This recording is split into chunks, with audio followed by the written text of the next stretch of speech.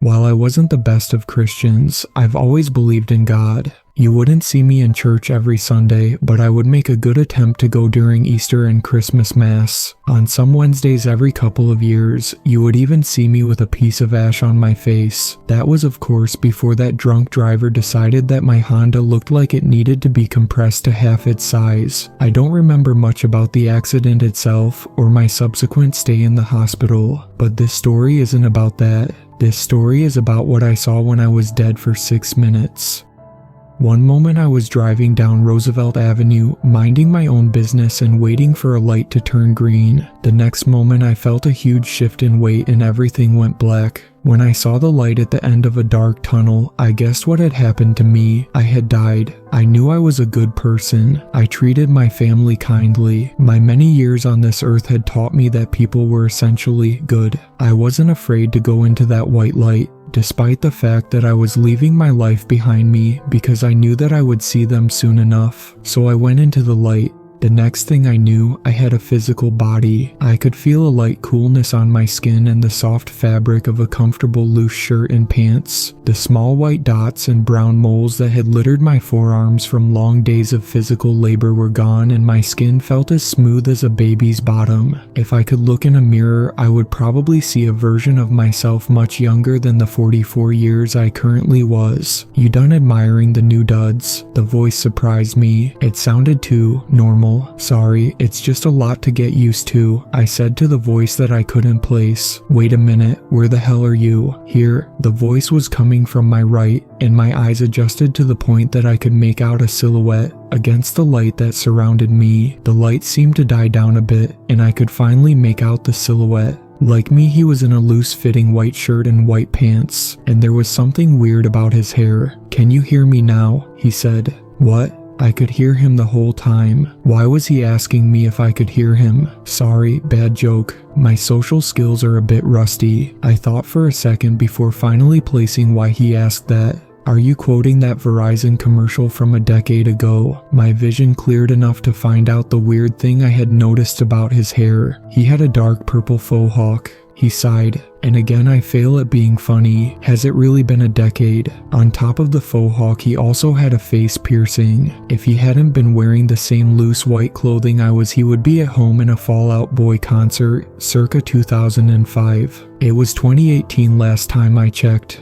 Goddamn, you'll realize after being here a while that time doesn't mean much of anything here. Heaven? The emo kid barked a quick laugh. Yeah, heaven. I looked around in every direction. As far as I could see, it was only endless whiteness with nothing in visual distance besides myself and... "What's your name?" I asked the emo kid. "Daniel." "Alright, Daniel." Yep, my eyes were fully adjusted and there definitely was nothing. If this is heaven, then where the hell is everything? He looked at me in silence for a second. I'm not the only way making bad jokes right now, apparently. I took in a quick breath to calm myself before I yelled at what I presumed was some sort of angel or psychopomp, or whatever the hell this kid was supposed to be. Is heaven really standing around with you in a white nothingness for all eternity?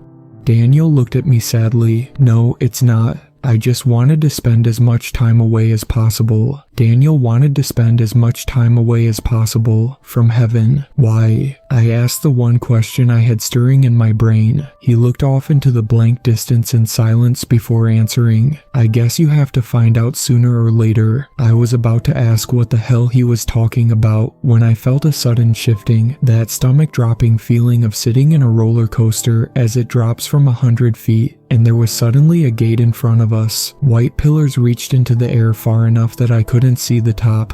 Between the pillars were bright walls of what looked like solid sheets of marble that extended far into the heavens. What the fuck just happened? I almost fell over from the sudden shift of location and the appearance of vertigo-inducing walls where nothing had existed before. That, he motioned towards the wall in a defeated gesture, is where we're going, unfortunately.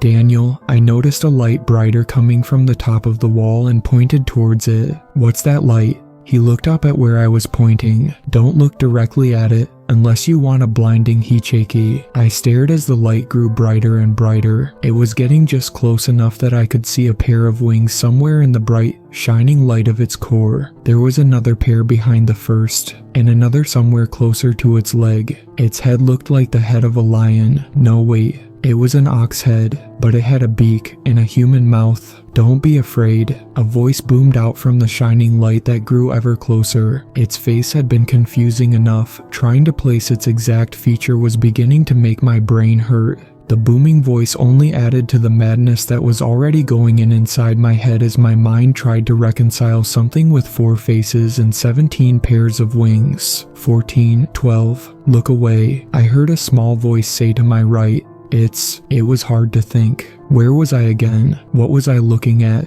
Did this thing really have the head of? I felt my head jerk suddenly, and I was suddenly facing the ground, my mental faculties coming back in a sudden tidal wave. I'm sorry, servant. He doesn't yet know how things work here. I am his escort through the 3 gates, and we only wish to pass, Daniel said from directly beside me. I could feel the heat of the light shining off of the angel, for that's what it must be, directly in front of me. I didn't know before this moment that light could have an intent, but this one somehow did. I could feel it. Measuring would be the best word. Me as I stood in front of it. The light shone through me, illuminating all of the errors of my life. A 20-year marriage down the drain because of a drunken one-night stand. A failure to keep in touch with old friends. Learning one of those friends had died third hand 3 years afterwards. Of course, guide. The voice boomed, shaking the essence of what I was made of. You may pass. I felt the light move and deigned to look up. It was already drifting upwards and out of sight above the sheer walls that dominated the field of vision. Come on. I felt a pull and started stepping towards the wall. We need to get inside. Just stop.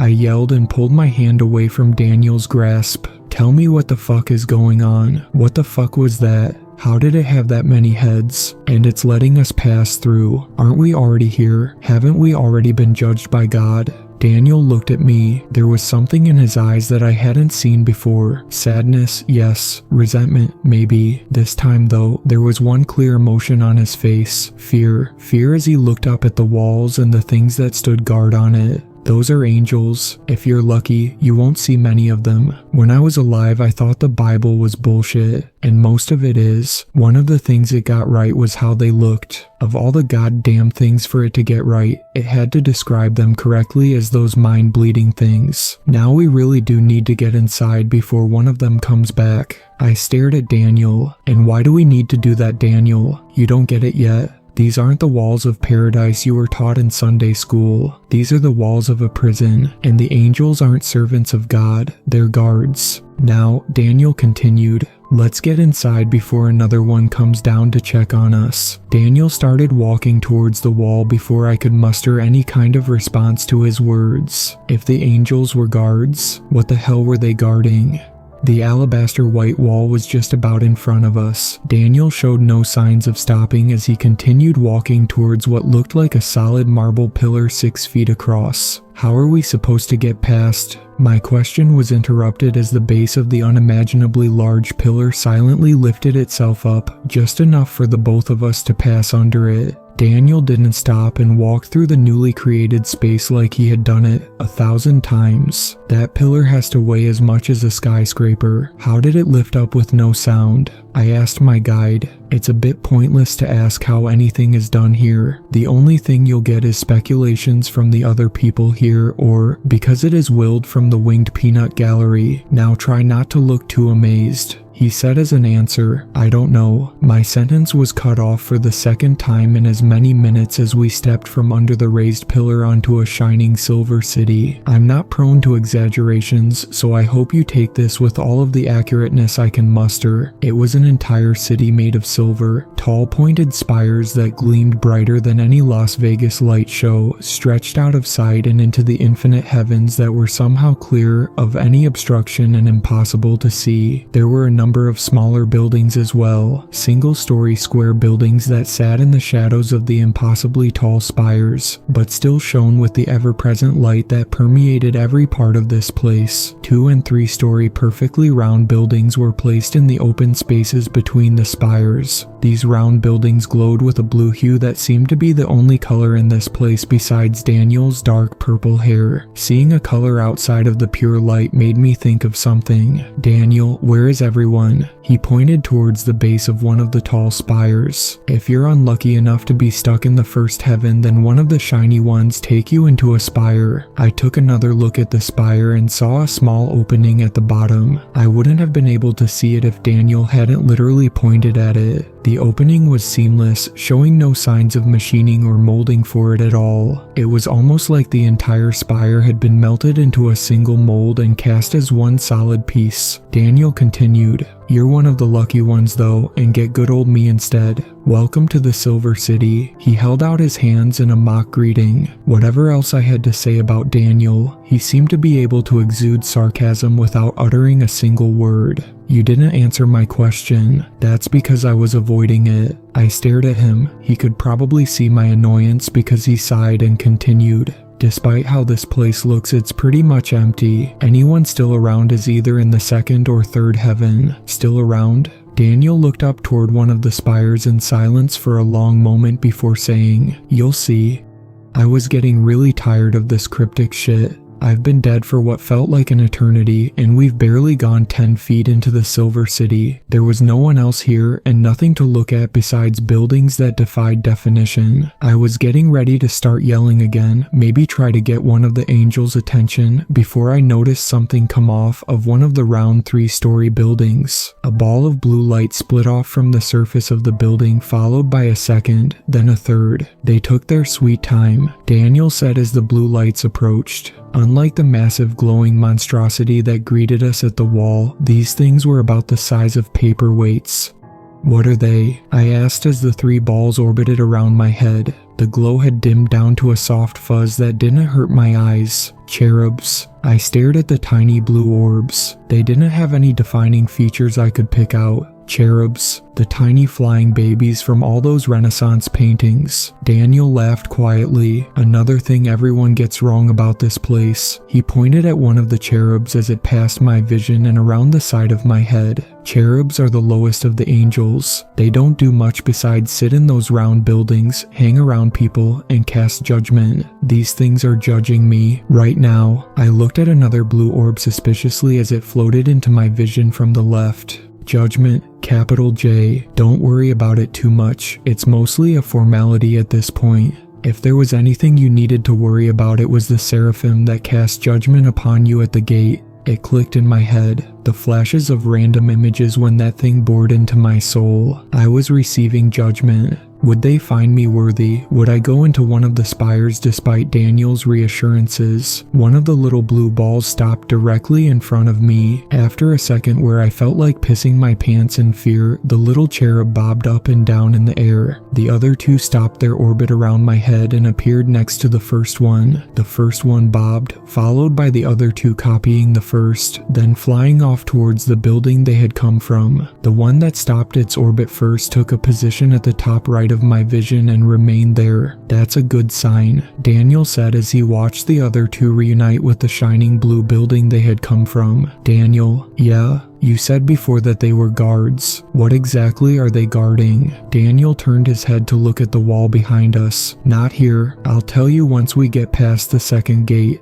Without any indication, he started walking, heading in a direction towards some unseen destination between one of the spires and a glowing cherub den. After passing the glowing round building, I could finally see where our destination seemed to be. Just past one of the immense spires, there was another wall. Just like the one that surrounded the Silver City, it appeared to be made of sheer white marble. Unlike the hulking thing 1,000 feet behind us, it appeared to only be about 100 feet tall. When I was alive, I would never describe anything like that as small, but apparently death does some strange things to your perceptions. The unfortunate thing about this wall, however, was the presence of what Daniel had called seraphim sitting on top of the pillars. That was the only breaks in the sheer whiteness, just like the one that had appeared to us at the gate. These ones shined with a white light that was blinding to look upon. Daniel's words earlier did not go unheeded, and I made sure not to look directly at the thing, lest my mind break and my soul be torn asunder, or whatever the hell had happened at the front gates. The cherub that had been at my side just a minute ago flew towards the nearest of the pillars, to the bright maddening light of a seraphim. When the white of the seraphim subsumed the blue of the cherub, Daniel turned his head with a worried look on his face. "Be careful what you say from now on. That little blue bastard is listening and watching everything you say and do," I interrupted him. What shouldn't I? "Stop," Daniel shouted, then flinched as he looked up at the top of the wall before continuing. "You need to listen to me. That thing is not your friend. Think of it as a listening device. If you say something wrong, do something wrong, it will fly its little blue ass to the nearest seraphim." I looked up and caught sight of a blue light detaching itself from the much brighter white. "And you do not want to catch their attention," Daniel said in a quiet voice just before the blue light took its place to the side of my head. The seraphim the cherub had gone to grew in size, a bright light stretching forever into the horizon. Before I could speak, before I could even think about what was happening, a voice boomed from the pillar in a voice that would have shaken a mountain. "Judgment has been cast, and you have been deemed worthy to enter the second heaven," the infinite light said before it grew brighter and brighter. In another moment, everything went white. "You could have fucking told me that was going to happen," I yelled as I felt around my sides blindly for anything to orient myself. Without any warning, the blinding light suddenly vanished, and I saw something that surprised me even more than the spires of silver and angels that were taller than infinity. People.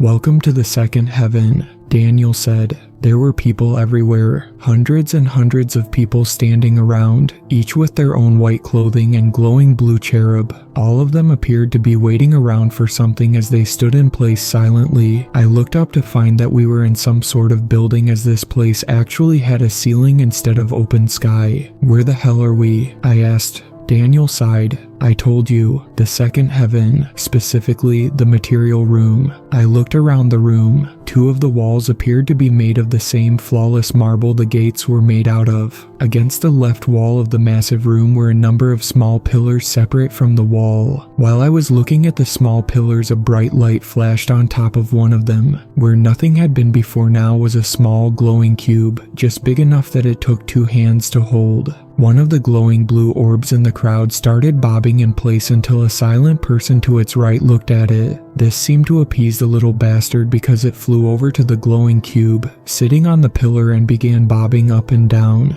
The man, who looked to be in his 20s and in perfect health, walked over and grabbed the cube. "And we are here why?" I asked. "Because I have to do my job, and my job is to guide you to where you need to go, and you need to be guided through the second heaven, and that," he pointed at the cube the man was holding, "is the material, hence material room." I looked as another flash of light lit up on another pillar, leaving behind another identical glowing cube. Another bobbing blue light led another silent person to the pillar to pick it up, just as the first person was exiting the room through a corridor on the other side of the room. "Why isn't anyone talking?" Daniel looked as the new person, a blonde woman, started walking to the end of the room with her glowing cube. "Follow me." Daniel turned and waved me towards him. "Come on, before your little guy decides you're taking too long." I followed him into the corridor at the end of the room. "Are we prisoners?" I asked. Daniel turned and looked directly at the glowing blue cherub to my left before answering. "None of us are prisoners here. We do what we do because we know our purpose here." His meaning was clear enough by the fact he never broke eye contact with the glowing ball. If either of us said the wrong thing, then this little blue bastard would report us to the nearest seraphim. Daniel continued walking into the corridor and I followed.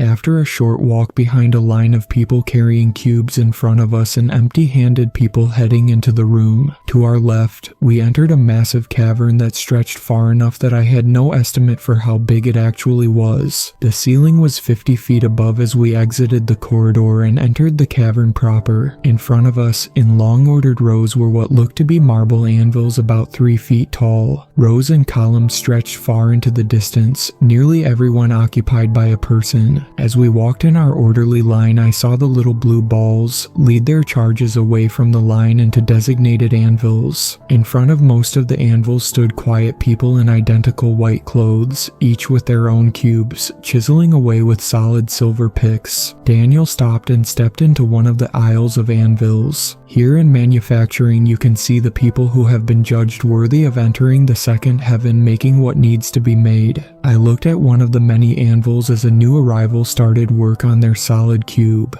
And what exactly are they making with this mysterious material? He looked at the chiseler as the young man started chipping away at the solid cube. The first chip that fell off lost the glow that was endemic of the rest of the cube. Here you can see as one of the worthy begin their work creating the chains that are important to everything we do here. Chains? The odd word didn't seem to make sense with the glowing cubes I had seen already. Daniel walked down the aisle until he found another chiseler. This one's material was no longer a cube and resembled something closer to a sphere. Here you can see another one as it becomes closer to resembling what we need. I stopped, frustrated at the continued lack of answers. Why the hell is everyone making chains? And where does everyone sleep? And shit. And just what the fuck is going on? What's being chained? I regretted my words almost immediately as Daniel turned around and looked at the little cherub as it bobbed up and down in an agitated motion. There is no need to sleep here. He looked at another chiseler, this one halfway between a sphere and a cube.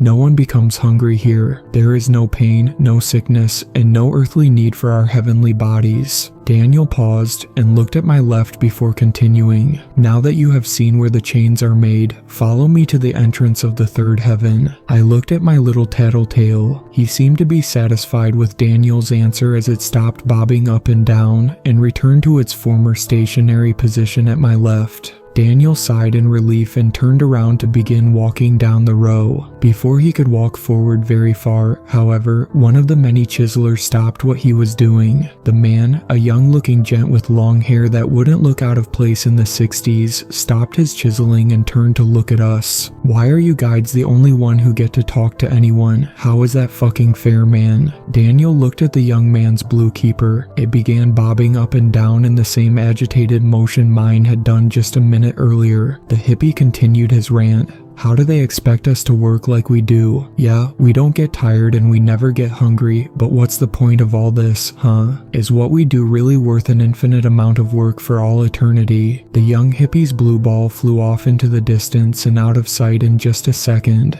For the first time since meeting him, I saw a true look of fear on his face. He reached his hand out and pushed me back a foot from the hippie. At the same time, every person directly surrounding him stepped away from their workplaces. The hippie sighed. Fuck me. A sudden light appeared at the top of the cavern, a bright flash and a voice made of thunder. You are no longer worthy of the second heaven, the seraphim said before it appeared on the ground directly in front of the hippie, enveloped him in its light, then disappeared in a flash through the roof of the cavern, without leaving a mark anywhere, and in less than 5 seconds, the man was no longer here. The chiselers that had moved away went back to their anvils and resumed their chiseling. Where did the seraphim bring him? I asked. To a spire in the Silver City. Now come with me to the third heaven. Daniel started walking away, and with no other choice except to be carried away to a mysterious spire to never be seen again, I followed him. We passed many workers in various states of completeness on their chains as we walked. Quarter spheres, almost complete cubes and discs. After a minute of walking, I saw what I assumed to be the final product, as one of the chiselers put their tool down. A large ring sat on top of the marble anvil. It glowed with a light much brighter than the cubes they started with. As we passed, he picked up the ring and began walking just behind us, following the glowing blue light of its guide as it moved forward. Another ring began glowing on another anvil, and another follower joined us down the aisles. By the time I could see the other end of the cavern and the corridor we were walking towards, there was an orderly line of people with glowing white rings. The image would have been ridiculous if I wasn't so terrified of attracting the attention of one of the glowing monstrosities and disappearing into a spire. Guides, I asked Daniel just ahead of me. He turned his head but continued walking. There are more than one of you. Daniel laughed. Of course, you think I show 6 billion people around here, and you're the only ones allowed to talk? He looked forward and down. He answered in a whisper that I could barely hear. Of course, how would anyone know what to do without someone telling them what's going on and what their responsibilities are? I looked at my little blue ball. It seemed content with the conversation we were having, so no one ever gets tired. Have you? He was right. Despite the hours of walking I'd done since we entered the wall, I wasn't even the slightest bit sore. I wasn't thirsty. I wasn't hungry. I felt like I could walk forever, and something clicked. I looked at the people on their anvils, chiseling away at their glowing cubes, and thought about if I was doing that myself. I could work on that forever. They could work on that forever. I looked as the little blue balls led empty-handed workers towards the material room and people carrying glowing rings to the back of the line we were at the front of. An eternity of working in silence, doing the same thing over and over again. Or a mystery fate in the spire where no one's ever seen again. If we're here, Daniel said. I looked forward, my thoughts interrupted as we approached the short corridor. At the end of it was a large wooden door, the first thing in this entire place that wasn't made of either stone or metal, and a single man standing in front of it. I couldn't place exactly what bothered me about him until we got a bit more through the corridor and it became obvious. He was glowing, not ridiculously bright like the seraphim and not a soft blue like the cherubim, but a warm yellow that resonated with a sense of hope and joy. He smiled as we approached. Guide, have you brought me one worthy of the third heaven? Daniel took a quick look at me. Yes. The man standing in front of the wooden door smiled at the little cherub as it flew over from my side into his. He looked at it for a moment, nodded, then looked at me and smiled. You are worthy of entering the third heaven and receiving the truth. Do you wish to know? Daniel looked at me with a severe look on his face and nodded in a, yes, for the love of God, say yes motion. I looked at the people behind us waiting with their glowing rings. If there was a choice besides an eternity of chiseling a cube into a ring, then I would have to be an idiot not to take it.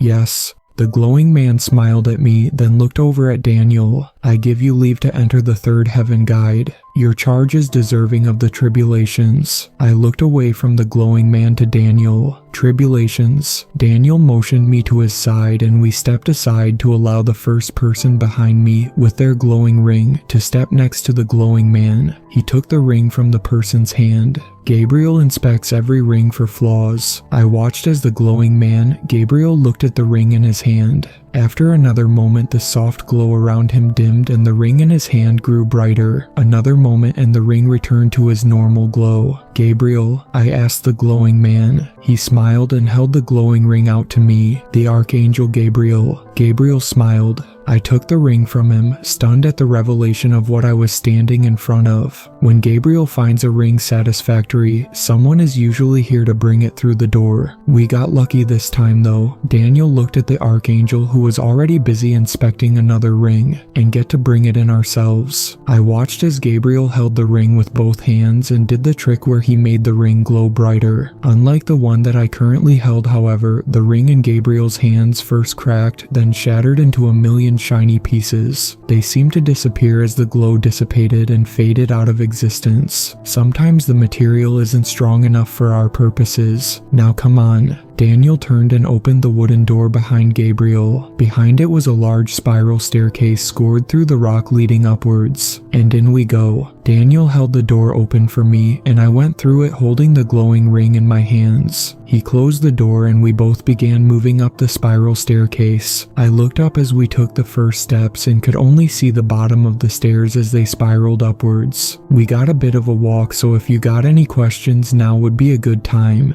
Daniel walked in step beside me up the stairs. Now we can talk. Isn't the little blue guy? I pointed at the cherub floating next to my head. Turn us in if we say anything wrong. Now that we left the second heaven, there isn't much we can say that'll get them heated. The information in second heaven is restricted for their own good. Daniel answered. I saw a blue light float above for a second before another person, a tall woman with a short afro, appeared from around the corner. Daniel nodded at her as she passed by and down the stairs. She smiled back at him as she did. Someone you know. I attempted a light-hearted tone of conversation since Daniel had seemed to grow more relaxed as we walked up the stairs. I know everyone who travels here. It's my burden to know. Everyone in the cavern you walked through there, every person traveling down these stairs. I've guided every single person in this section of second heaven here. How is that possible? There must have been tens of thousands of people down there hammering away on those things. 144,000, he corrected. How is that possible? Even if you never slept and never did anything else, you died in, what, 2005, 2006? That makes no sense. Time is... Daniel trailed off for a second. Different here. Well, not different exactly. It's hard to explain. A moment can last forever. An eternity could be an eye blink, or something to that effect. I turned my head and looked at him. I know it doesn't make much sense. I don't really get it either. It's impossible to keep track of it anyway, with no reference points to compare it to. He added, no shitting, no sleeping, no eating, no drinking. I filled in. Exactly. We walked another moment in silence. Another person passed us during this period and waved at Daniel. Daniel nodded back as he passed. What information is so dangerous that the people stuck in second heaven can't know it? It's the material and what the material is used for. They've been judged worthy to know that they are making the chains to contain something dangerous. Dangerous enough that it threatens all of existence if it escapes. If they knew the truth, then they wouldn't make the chains. At least that's what I was told. I'm personally not so sure, but... He sighed.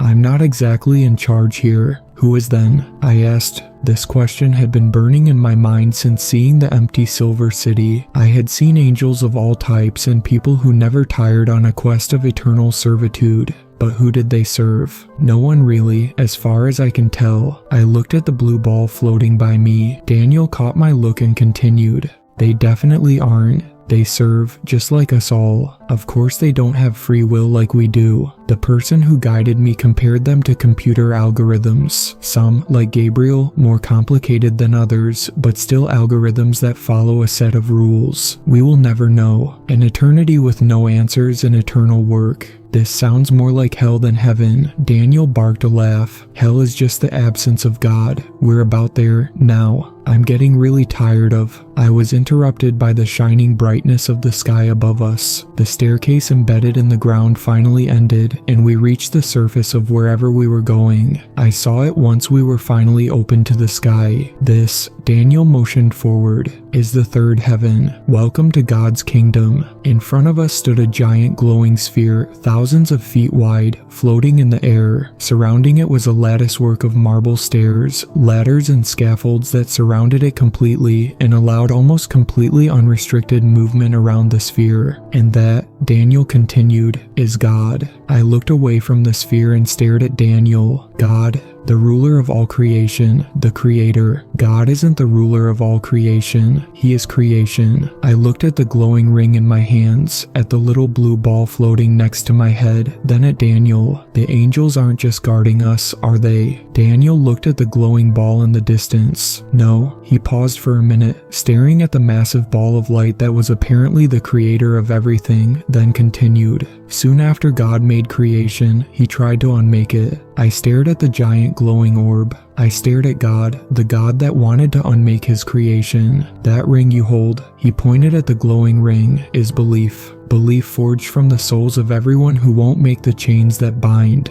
When they won't make the chains, they become the chains. I remembered what Daniel had said to me when we began our journey here. The spires, the ones in the Silver City. He nodded. But it's God, I said. If he created everything, then how is this even possible? How are we even still here? The belief that he's a creator that doesn't want to destroy us keeps him bound. But we are only his creation and our beliefs can only keep him bound for so long. The bonds break and need constant replacement. Your job, your tribulation is to replace those bonds as they break. It was at this moment that I truly understood the term truth. The truth of all existence. The truth that God thought he made a mistake with existence. Fuck. I dropped the ring I was carrying and clutched my chest with both hands when I felt a sudden sharp pain. What is it? Daniel looked concerned. Pain was the only word I could get out. The chest pain spread to my extremities and I collapsed to the ground, unable to stand. Daniel moved quickly to look directly at my eyes. Something was happening, and it was obvious from the look in his eyes that he knew exactly what was happening. You don't have long. My name is Daniel Marsh. I lived in Rochester, New York. Tell Mary I'm. Daniel's voice trailed off as a black hole closed around my vision and I lost consciousness. Next thing I knew, I was in a hospital bed and everything hurt. The doctor told me later that I was lucky to survive the drunk driver hitting me. According to him, I had been dead for 5 minutes and 57 seconds. What surprised me more was my ex-wife sleeping in the chair next to my hospital bed. Apparently, I had never taken her name off of my emergency contact list. Even with all of the pain I had caused her, she had still shown up when I had almost been gone forever. I still haven't fully recovered from the accident, and the memories of what happened in those 5 minutes and 57 seconds are still fresh in my mind. I didn't think I would ever show anyone these memories, as I mostly wrote them down for my own benefit. Even with how vivid it had been, I couldn't believe that it had really happened. And then I checked for a Daniel Marsh in Rochester, New York. The obituary photo from 2007 showed a bit of an older man in his early 30s, but the faux hawk was still there. I thought back to what he had said right before I was no longer dead. Hell is just the absence of God. If God wants to unmake all of creation and hell is the absence of him, then I would rather go to hell. Thank you to my super fans, Sweet Black Swan, Tacy, and Brooklyn. I really appreciate you supporting my channel, and I look forward to making more content for everyone.